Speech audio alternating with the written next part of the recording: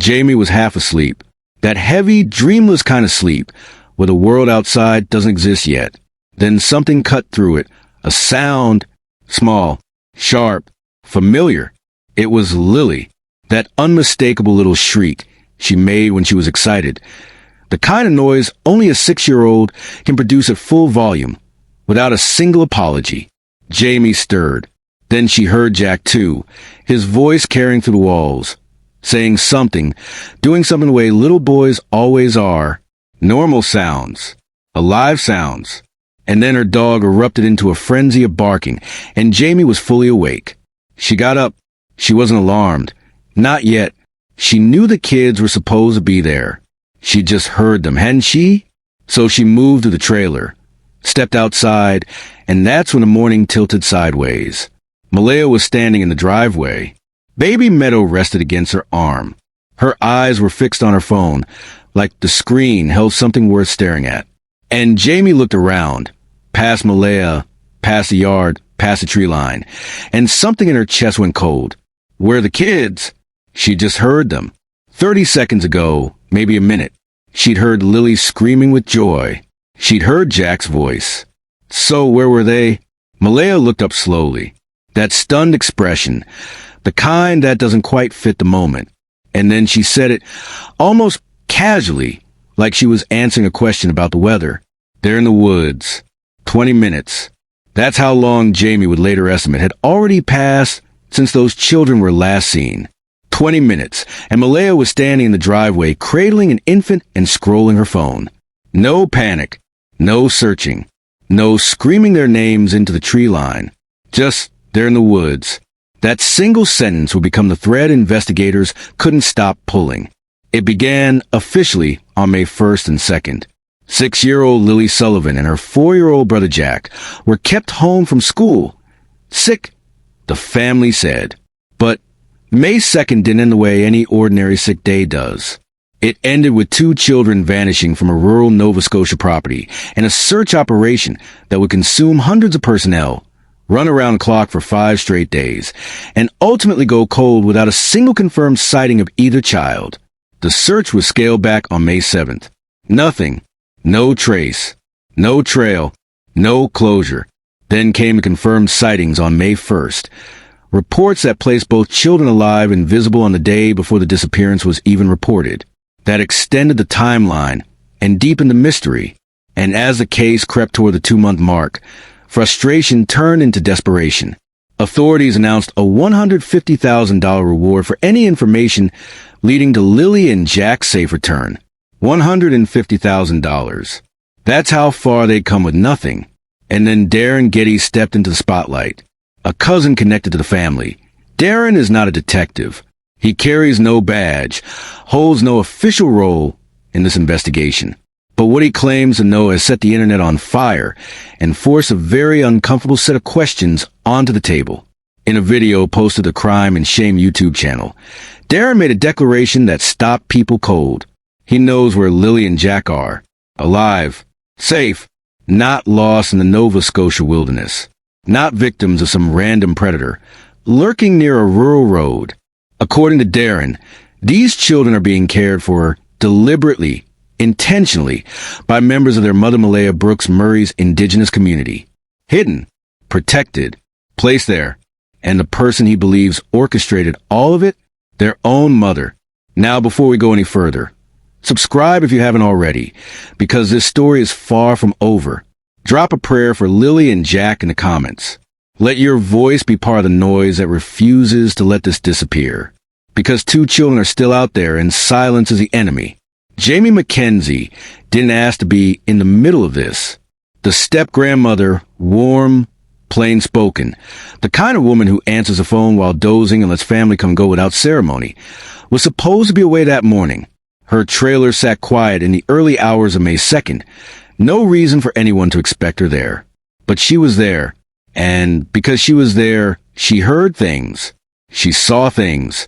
And what she witnessed that morning has cracked the official version of events right down the middle. According to Darren Gettys, Jamie was on the phone with her brother at 8:48 a.m., not fully asleep, not fully awake. That in-between state where you're still holding the phone against your ear while your eyes drift shut. And then her dog lost its mind. Barking. Frantic. Insistent barking. The kind that pulls you out of any fog. Jamie woke up, and through the noise, she heard it. Lilly's voice, that high, delighted shriek Darren described as her birthday scream. The sound of a little girl who is joyful, present, and very much alive at 8:48 in the morning. Then Jack's voice layered underneath it. And then, within moments, silence. Not the natural quiet of children wandering off to play. A sudden, swallowed silence that follows a presence leaving. Jamie got up, moved outside, and found what she found, Malaya in the driveway. Meadow on her hip, eyes on her phone. The children nowhere. And that question, where are the kids? Hanging in the morning air like smoke. Malaya's answer was 3 words. They're in the woods. No urgency. No fear in her voice. No reaching for the tree line. Just 3 words delivered to a woman who had literally just heard those children alive and laughing, and was now being told they were somewhere in the trees. Jamie's account places the children's last known sounds at 8:48 a.m. It places Malaya already in the driveway, already calm, already holding Meadow, already on her phone, at a moment when any mother who just lost sight of 2 small children in a rural wooded area would be unraveling. And here is where the timeline becomes a weapon, because Daniel Martell, the children's stepfather, told a very different story to the public. His version. He woke up, noticed the children were gone, called out for them, and then launched into a frantic search. A man blindsided. A man in shock. A man who had no idea until the moment he checked, and they weren't there. That version and Jamie's version cannot both be true. If Jamie heard the children at 8:48 a.m. and found Malaya already stationed in the driveway shortly after, baby in arm, phone in hand, eerily composed, then 20 minutes had already evaporated before anyone raised an alarm. 20 minutes during which 2 children in a rural area could cover significant ground, or be moved a significant distance, depending on who was doing the moving. And then there's the question no one can shake. Why did Malaya tell Jamie to look in the woods? If you know your children wandered into the woods, you say it because you watched them go in. But if you know your children didn't go into the woods, if you know precisely where they are and precisely why they're not coming back on their own, then pointing toward the trees serves a completely different purpose. It sets the search in the wrong direction. It buys time. It redirects every pair of eyes away from the road, away from a car, away from whatever actually happened in those missing minutes. Investigators, family members, and online communities have all been circling this contradiction for weeks, and it refuses to resolve itself. CPS adds another dimension entirely. Months before May 2nd, Child Protective Services had already opened a file on Lilly and Jack. Developmental concerns, a social worker visit that Daniel confirmed, and a mother who refused to comment. Was Malaya watching a clock? Was she counting down to an intervention she was desperate to prevent? That fear, if it existed, may have lit the fuse for everything that followed. Some evidence whispers. Some evidence screams. On day 1 of the search, inside the family home, detectives made a discovery that should have rewritten the entire operation from the ground up. Tucked inside the household garbage, not lost in the woods, not caught on a branch, not dragged off by an animal, was half of Lily's pink blanket. A child's comfort jet, torn and discarded, thrown away like something you needed gone. That alone should have sent shockwaves through the investigation. But it didn't stop there. Days into the search, a second fragment of that same blanket turned up tangled in a tree off a nearby road. 2 pieces, same blanket, one in a trash can inside the house, one snagged in branches outside, and investigators matched them, fragment to fragment, fiber to fiber, the same pink blanket that belonged to a 6-year-old girl who was supposed to have simply wandered off into the Nova Scotia wilderness. Wandered off. That was the working theory. That was the lens through which every search grid was drawn. Every volunteer was deployed. Every helicopter pass was plotted. 2 small children, sick at home, slipped out unnoticed and got lost in trees. But lost children don't tear their blankets in 2. Lost children don't deposit one half in the kitchen garbage before heading into the woods with the other. Lost children leave trails of dropped items, muddy footprints, broken branches, the chaotic, accidental evidence of confusion and fear. They do not produce a clean, deliberate split of evidence across two separate locations, one of which is a trash can inside their own home. Near that discarded blanket fragment, investigators also identified a child-sized bootprint. Small, specific, geographic. It became the anchor point for the initial search grids, teams fanning out from that location, assuming the children had moved outward from there on foot. But here's what the dispatch audio revealed, and this detail is as chilling as anything else in this case. Police were told directly by the family, "We don't think the kids crossed that road." Read that again. The family told police were not to search. Before the search had even fully mobilized, before teams had covered the immediate terrain, the family offered a boundary. Stay on this side of the road. They didn't cross.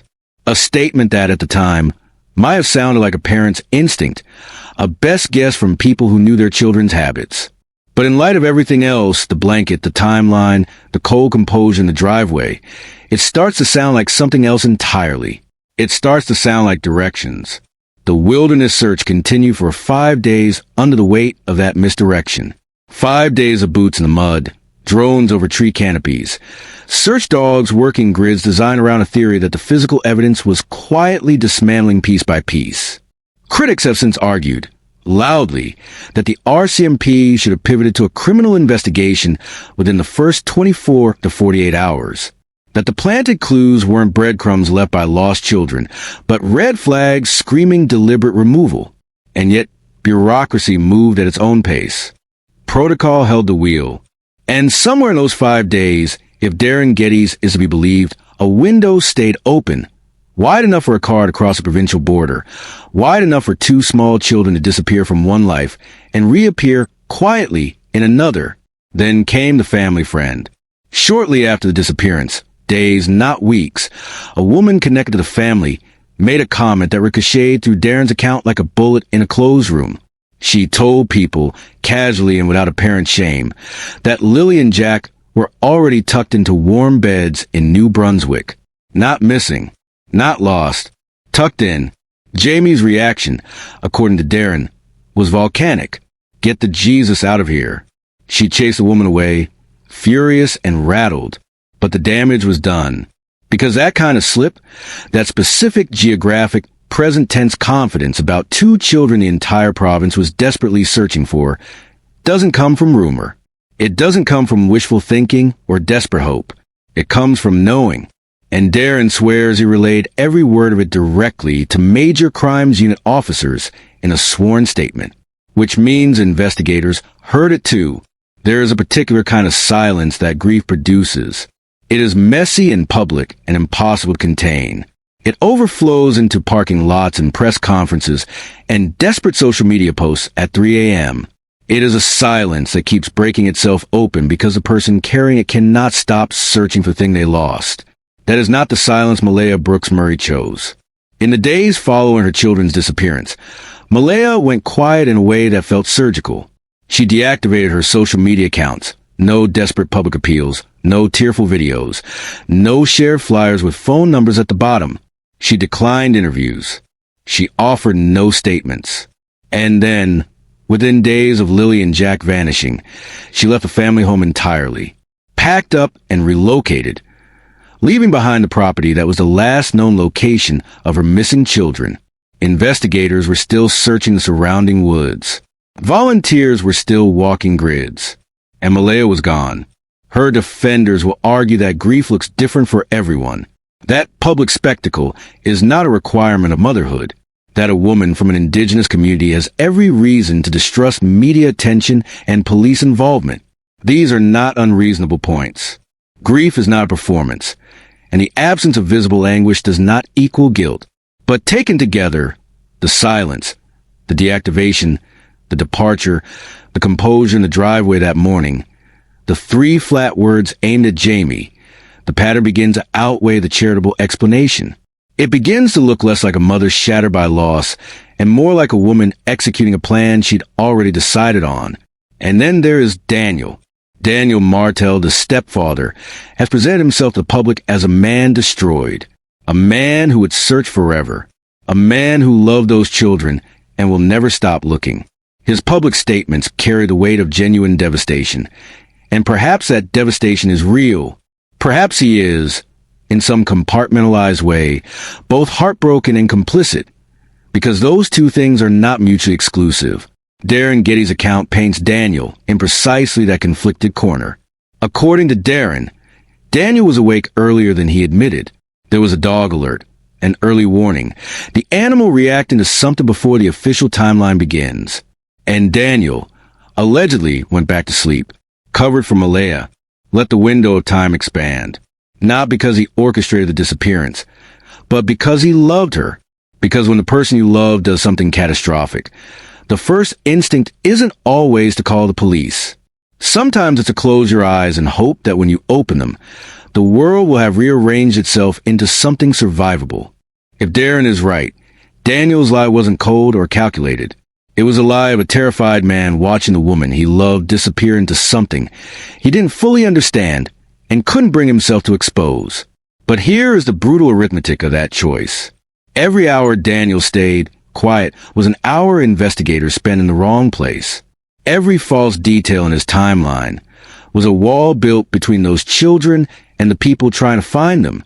Love, in this scenario, became a weapon used against Lilly and Jack.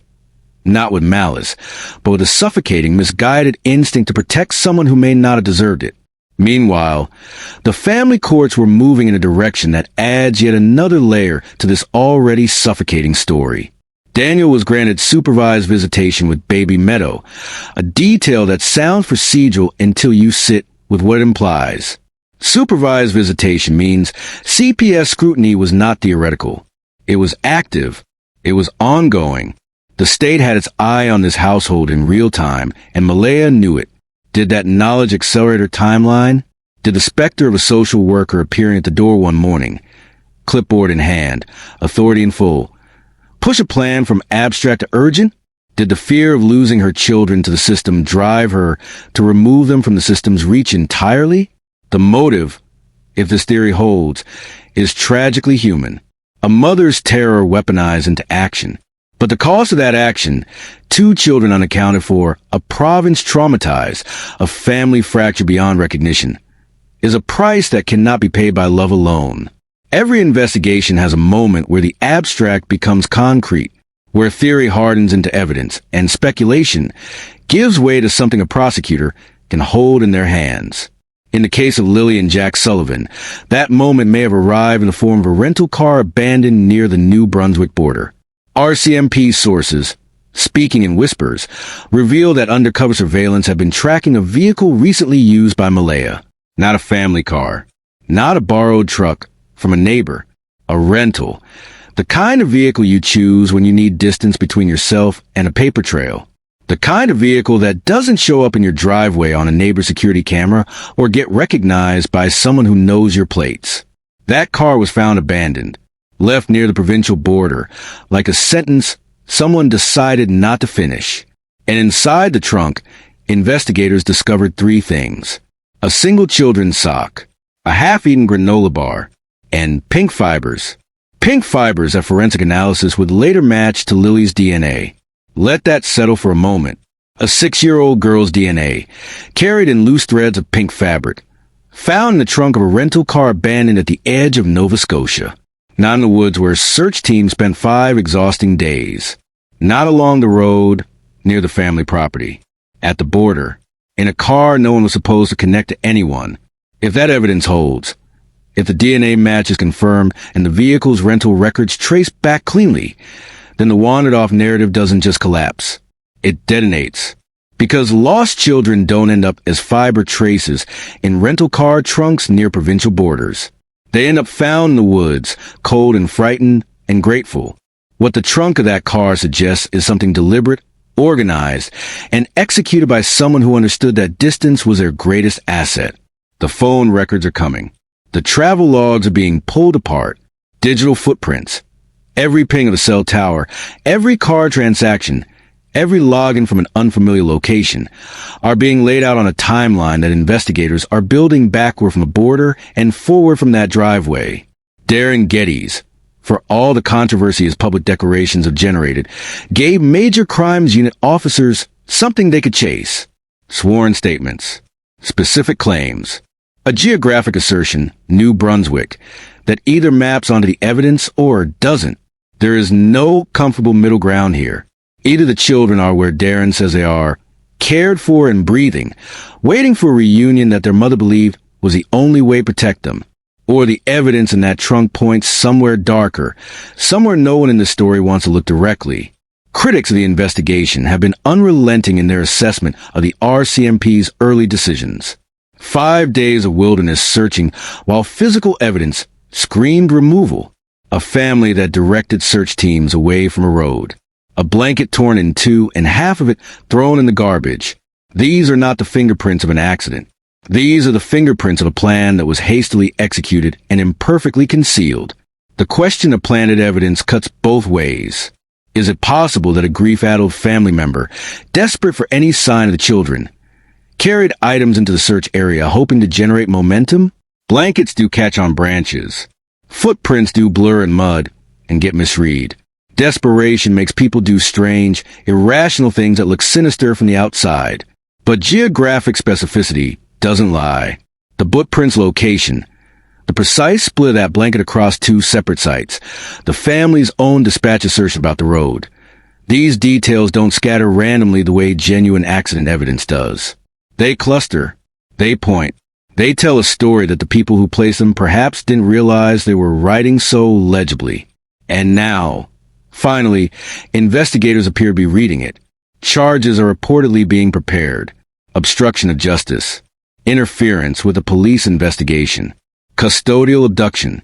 The legal architecture being assembled around Malaya and possibly Daniel is built from exactly the kind of evidence that survives courtrooms, forensic matches, contradicted timelines, witness statements sworn under oath, and a rental car that someone very much wanted to leave behind without explanation. The net is tightening. And somewhere on the other side of that border, if Darren is right, 2 small children are waiting in rooms they didn't choose, in a life they didn't ask for, held in place by decisions made by the adults who were supposed to protect them from exactly this kind of uncertainty. Here is what we know for certain. Lilly Sullivan was 6 years old. Jack Sullivan was 4. On the morning of May 2nd, they were heard, alive, loud, joyful, at 8:48 a.m. by a woman dozing on her phone in a trailer they weren't supposed to know she was in. And then, within minutes, they were gone, not gradually, not with any trail of confused wandering. Gone the way things go when someone decides they should. Everything else in this case, every theory, every disputed timeline, every whispered source and sworn statement and abandoned rental car, exists in the space between that last heard moment and right now. A space that has stretched across weeks, swallowed a $150,000 reward, consumed hundreds of search personnel, and left an entire province staring at 2 school photos wondering how this is still unresolved. Darren Gettys stepped into that space with claims that are either the most important leads in this investigation or the most elaborate misdirection. There is very little room between those 2 possibilities. He says he knows where they are. He says they are alive. He says they are being sheltered deliberately within a community that believes, rightly or wrongly, that it was protecting them from a system with a long and documented history of removing indigenous children from their families. That context matters. It doesn't resolve anything, and it doesn't excuse the terror inflicted on everyone searching for these children. But it matters because if the motive behind this disappearance is rooted in genuine fear, a mother's bone-deep panic that the state was coming for her children the way it has come for indigenous children in this country for generations, then we are not dealing with a simple criminal case.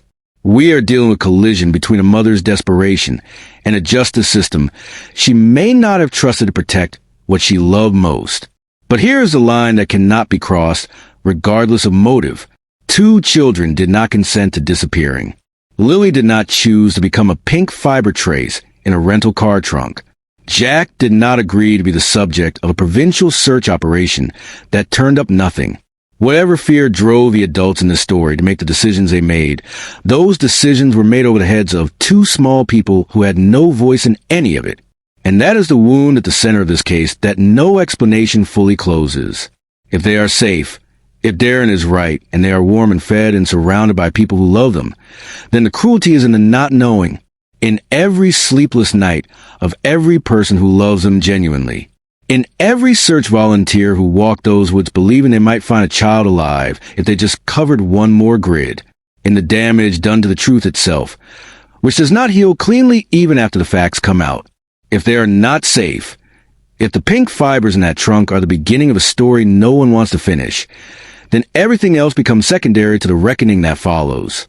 Every delayed pivot, every misdirected search grid, every hour lost to a false narrative becomes part of a chain of failure with the most irreversible consequences imaginable. The RCMP's next move will define this case for years. An arrest, a press conference, and evidence release. Whatever comes first will either confirm that the machinery of justice caught up in time or reveal how wide the gap became between what investigators knew and when they acted on it. Either way, the two children at the center of it all deserve a resolution that is honest, complete, and delivered without the kind of bureaucratic slowness that let a rental car reach a provincial border before anyone thought to look for it. Darren's revelations, Janie's testimony, the fiber evidence, the contradicted timelines. None of it means anything if it doesn't end with Lilly and Jack standing somewhere safe, accounted for, and return to a life where the adults around them are finally telling the truth. So share this. Talk about it. Refuse to let the noise die down. Hit that like button and make sure the algorithm keeps pushing these two faces into every feed it can reach. Comment their names. Keep the pressure on the investigators, on the media, and on every person in this story who knows more than they're saying. Because the only thing standing between two children and the answer they deserve is a decision of someone, somewhere, to finally stop hiding it. Lilly and Jack Sullivan. Say their names. Keep saying them until they come home.